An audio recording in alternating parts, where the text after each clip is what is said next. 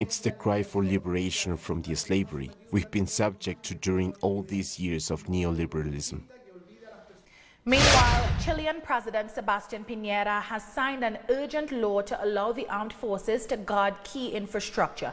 Piñera sent it to Congress on Tuesday morning and said it would allow the army to maintain public order without having to call a state of emergency. The move will increase militarization of the streets. Human rights organizations have denounced strong repression of protests and 23 people killed by the police. While police brutality continued into Monday night, Chilean press is reporting that carabineros beat a solitary young man in the northern city of Antofagasta. The Chilean police have been accused of torture, sexual abuse and illegitimate use of force during the protests and have been able to act with impunity. After the break, the Arab League slams the U.S. on illegal Jewish settlements in Palestine.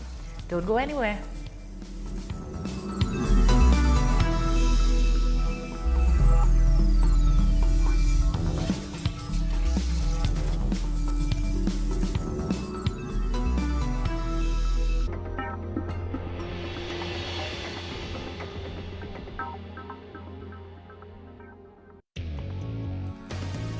A review of the world news that investigates, incites analysis and induces criticism, because every event has a context.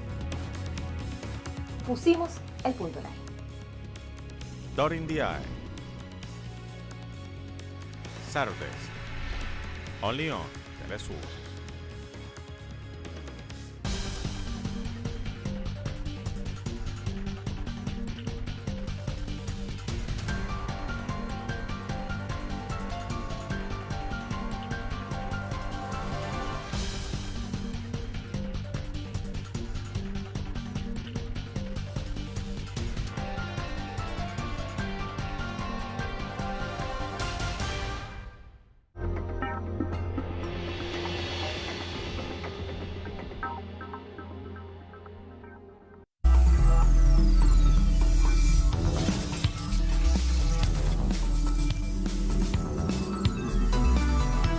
Welcome back.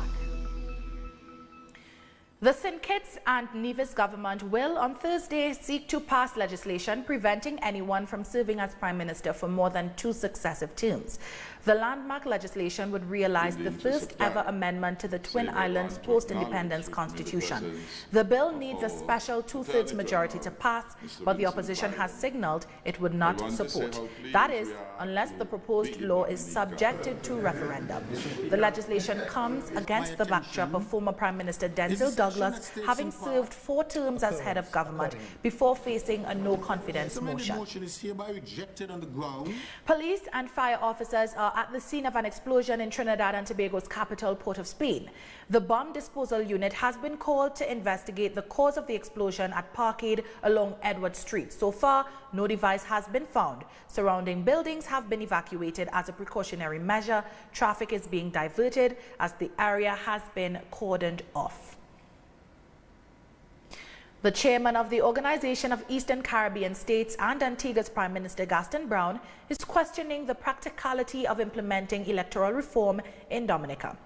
Brown says there is no constitutional crisis in Dominica, while he suggests it would not be feasible to make electoral changes with less than 2 weeks to the country's general elections. Last week, opposition-led protesters demanding electoral reform clashed with police in Rosso. Antigua's leader says he also doesn't believe it's practical to extend elections beyond December 6th because, according to him, if the polls go beyond the 5-year constitutional requirement, then a crisis could happen. Makeshift barricades have gone up throughout Haiti's second-largest city, Cap-Haitien, just ahead of fresh protest action. Old shipping container trailers and tractors have been used to block access to the main road in the island's center department. It's the latest round of demonstrations demanding Jovenel Moise's resignation amid corruption allegations. The past few weeks of protests are the culmination of more than a year of turmoil and almost 3 years of discontent with Moise. Demonstrators have also said the United States and the international community should stop propping up the Moise government. Shifting gears now, Peru's constitutional court has accepted an appeal to free the opposition leader Keiko Fujimori. The court's decision was made by 4 votes to 3 and could mean her release in the coming days. She has been in preventative detention for 11 months as she was investigated for alleged money laundering as part of the Odebrecht corruption scandal. Keiko Fujimori is the daughter of the former president Alberto Fujimori, charged with crimes against humanity. Moving on, the Arab League has rejected the United States policy shift on Israeli settlements in the West Bank. Arab League Secretary General Ahmed Aboul-Gheit said that the U.S. decision to no longer consider Israeli settlements as a violation of international law was a threat to the Middle East peace process. The Trump administration's decision drew praises from Israel, but condemnation from the European Union, Palestinians, and Arab leaders. What is really disturbing about this announcement is its negative impact on any hope to reach peace in the future. Legitimizing settlements implicitly acknowledges the reality of the occupation. On which basis would the Palestinians negotiate with Israelis if this occupation does not exist, and that there are no occupied lands or settlers taking over lands?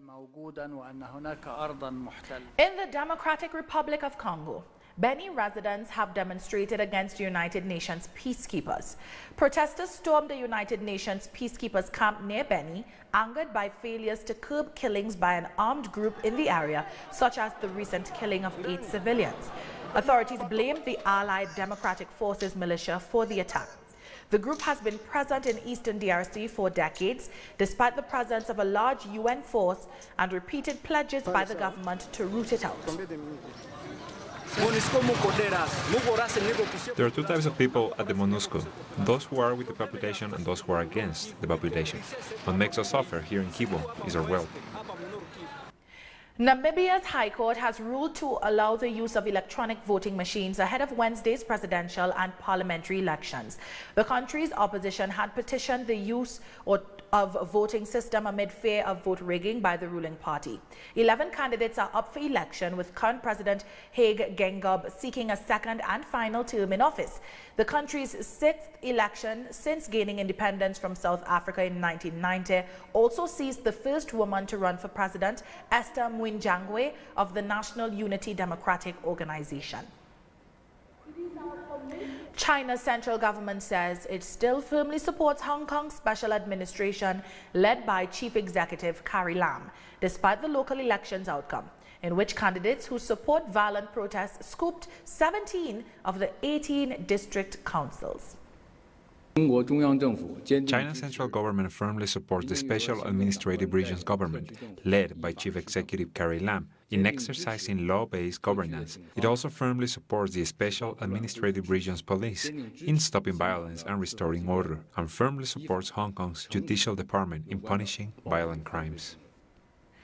The director of the United States-based activist group Popular Resistance has condemned Washington's move to pass the so-called Hong Kong Human Rights and Democracy Act. Margaret Flowers pointed to U.S. hypocrisy as it seeks to interfere in Chinese internal affairs. There have been prolonged protests going on in France since last December, every weekend, and very serious repression there.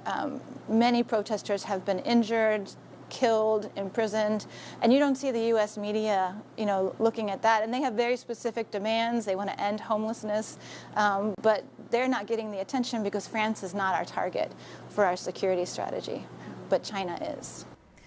Thousands gathered outside Parliament in Tbilisi, Georgia, to demand a reform to the electoral system. This is the latest in a series of protests set off by the Parliament's failure to change parliamentary elections so that all seats would be allocated according to the proportion of votes received by a party. Protesters say that under the current system, half the seats are single constituencies, giving the ruling party disproportionately strong representation. Italian authorities have finally agreed to grant the open arms migrant rescue ship access to a port. The 62 African migrants on board were seen dancing and singing after crew members announced that they were going to disembark on Tuesday. Initially, Italian authorities refused entry for the group of migrants who were saved from a rubber dinghy about 70 kilometers off the coast of Libya. Among the group, there were 3 women, 2 toddlers, and 24 unaccompanied minors. The situation in our countries are devastating. We cannot stay there to watch our families in such difficult situations. That's why we take this journey.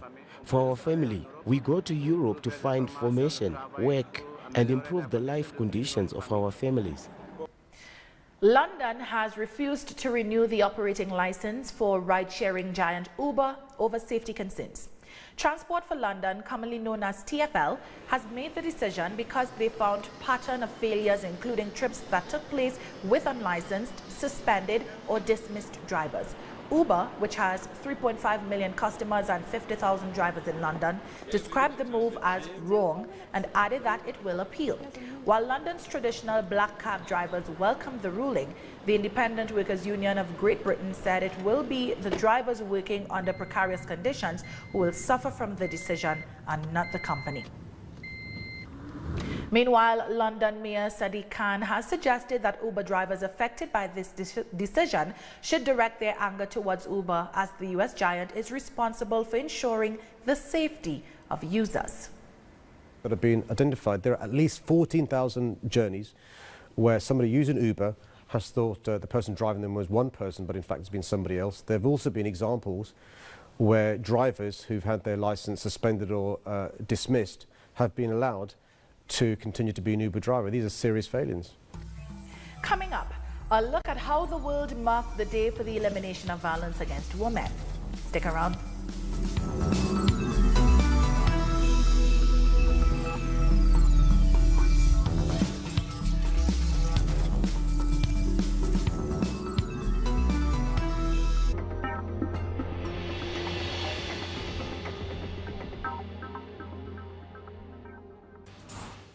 Innovation, science, the technological breakthrough, and its influence in society. Viajeros del saber, el futuro está aquí. Atomen. Monday, only on Telesur.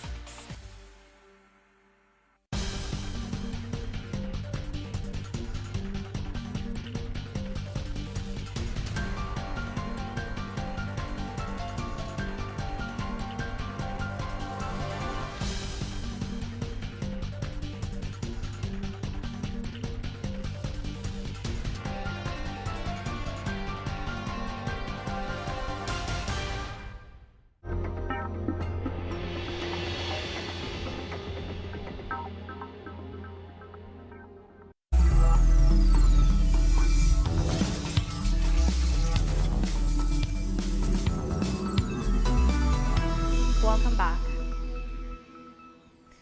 November 25th marked the International Day for the Elimination of Violence Against Women.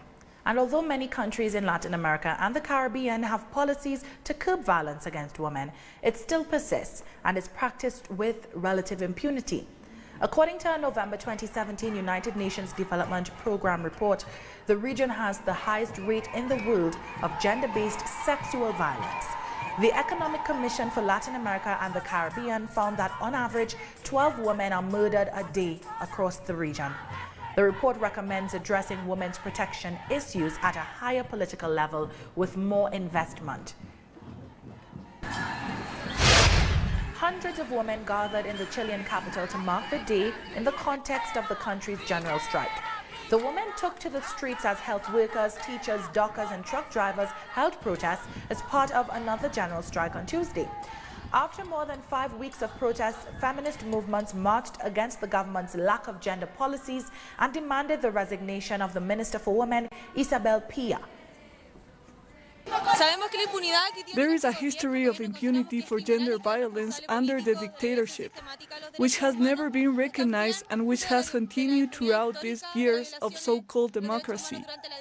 Every time the police arrest and abuse high school students during the recent protests, it shows clearly how state terrorism attacks and abuses our bodies. This is a very important issue for us, and that is why we think the Minister Pia must resign, but also why President Sebastián Piñera should also resign.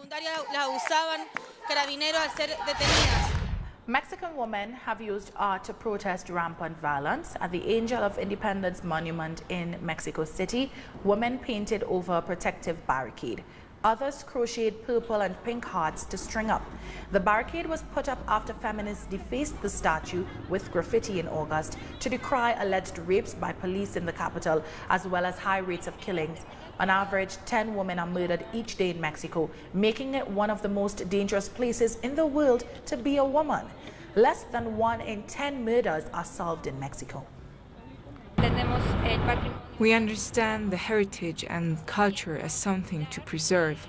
We also understand that anger is a manifestation to point out and highlight a more important situation that has been over us, that of femicides. And thousands of women in Ecuador gathered in Quito to demand justice for female victims. According to official statistics, at least 93 women have so far been killed in Ecuador in 2019. Well, we live in a macho society. This day has been created so that people begin questions both the society and themselves. And this way they can contribute to elimination of violence against women.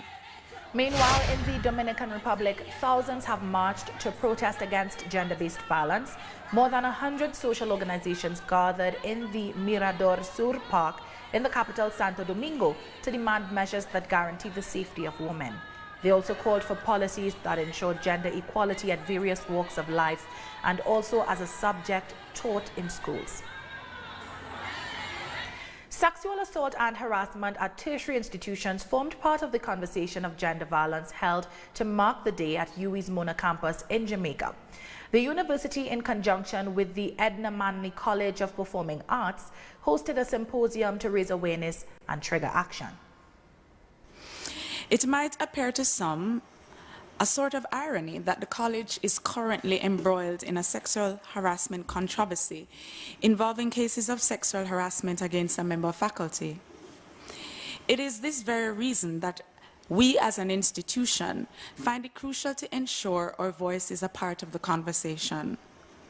I must state unequivocally that the college does not condone sexual or any other form of harassment and is committed to providing an academic and work environment that is free from discrimination, victimization, and professional misconduct. Protesters flooded the streets of more than 30 cities around the world, including the Spanish capital, Madrid. They marched under the slogan, "Machismo kills." In Turkey, 200 people were injured when police fired tear gas and rubber bullets to disperse women protesters rallying against violence. Rad police used force to break up the demonstration in Istanbul, where hundreds of women demanded an end to impunity.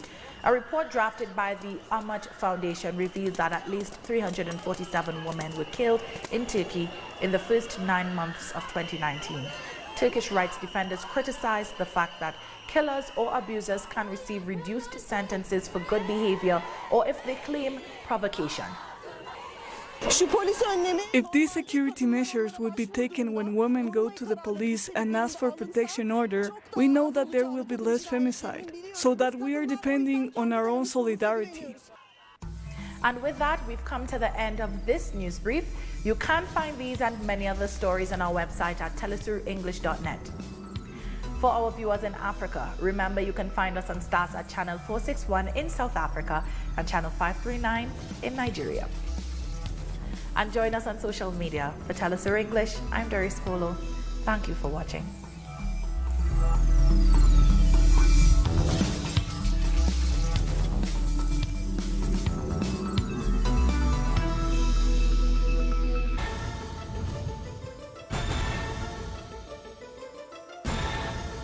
Who's moving the chess man?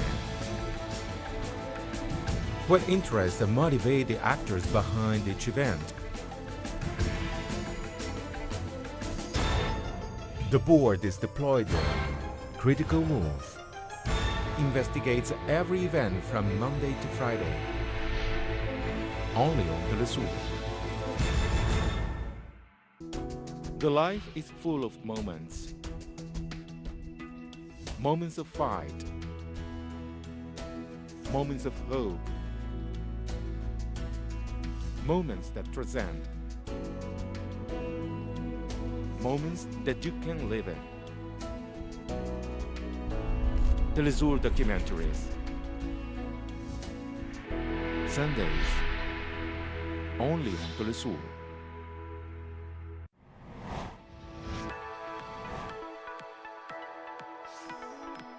Discover the cultural diversity that defines a continent. The place where art and tradition are part of the same nucleus. Artistic expressions.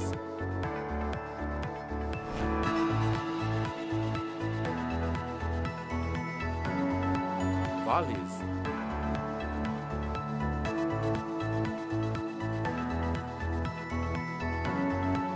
Passion and more.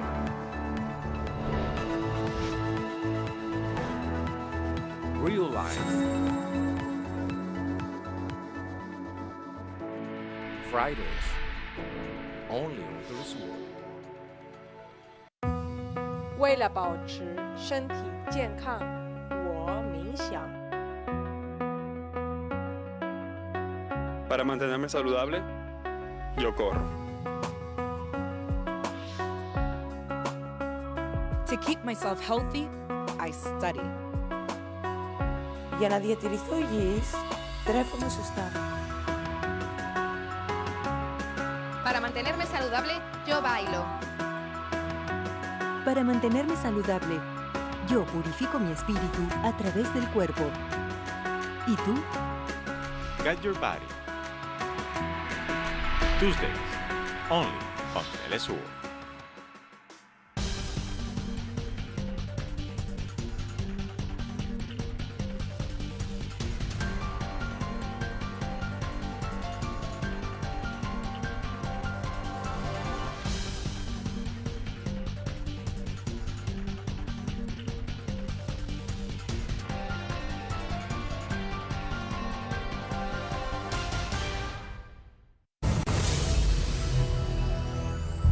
You're watching Telesur English. I am Doris Polo. These are the headlines at this hour. Colombia is expressing its outrage following the death of 18-year-old Dylan Cruz. Cruz was hospitalized by riot police during Saturday's protest against the neoliberal reforms planned by the government of President Ivan Duque. He died from his wounds at the San Ignacio Hospital in Bogota. He is at least the fourth person to have been killed by repression of demonstrations as the protests enter their sixth day. The Bogota City Council held a minute of silence in memory of Cruz and the others who have been killed by police repression during the demonstrations. Last night, the Colombian government said it would meet with leaders of the national strike. However, the Central Union of Workers has not been invited to the talks. The president and representatives of striking organizations agreed to meet, and afterwards other sectors will join in order to express other concerns about